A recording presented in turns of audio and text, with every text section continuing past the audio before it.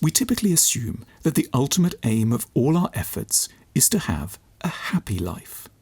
And judged on this basis, many of us have to admit, in the silence of our minds, that we're not really doing very well. There's so much that every year, and perhaps almost every day, comes along to spoil our ambitions. There's a power struggle at the office, there's a problem in our families, our friends feel superficial or disengaged, our anxieties don't abate, and our relationships are scratchy or distant. Our difficulties generate a basic layer of misery, but then a secondary layer is swiftly added to it, caused by an underlying sense that our unhappiness represents a fundamental violation of life's true purpose.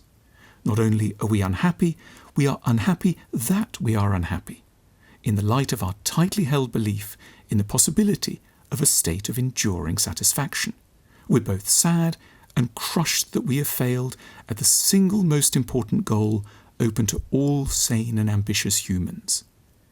It's in such moments of knotted misery that we may gain some relief from reframing our situation.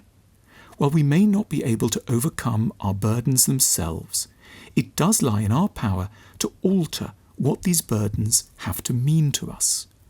We may not have to take them as proof of our stupidity or ill-adjustment. They can be signs that we're destined to have interesting lives rather than calm ones. Lives marked by a high degree of exploration, psychological understanding and striving, rather than settled certainty and equilibrium. What we lack in terms of contentment, we may make up for in terms of insight and experience. We, the often troubled ones, the typically anxious ones, the ones who frequently reach the end of a day as exhausted and shaken as if we'd crossed mountains, we might judge our complicated situations with a new, rueful kind of pride. We belong to a distinctive and in its way estimable cohort. We're always going to find a cloud on our horizons. We'll never spend more than half an hour before being visited by some kind of distemper. We're never going to accept things as they are or make totally wise choices around love or work. But this doesn't perhaps have to be the measure of everything. We don't need to be constantly offended by our agitations. Our day-to-day troubles don't have to be the yardstick by which we judge the value of our lives. Given where we've come from and how we're constituted, we were never going to be happy in any obvious way. But perhaps a good life can in the end be compatible with being fairly perturbed most days of the week. Perhaps it doesn't matter that a relationship has failed once more. Perhaps it isn't appalling that our business doesn't deliver us the returns we might have had in our old job. We've stretched ourselves. We've learned to raise our voices. We've developed courage.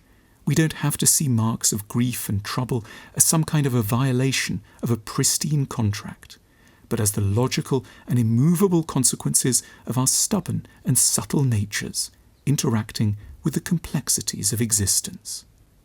We're sometimes frightened into reorienting our lives by being asked to contemplate how we might feel about them from the vantage point of our deathbeds.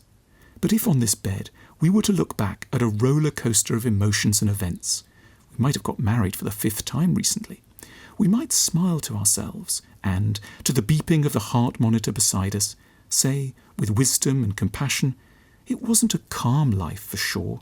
It wasn't for the most part even a happy one, but heaven knows it was a truly and properly interesting one. And with this as our measure, we might meet our end with all the satisfaction and self-acceptance we could hope for.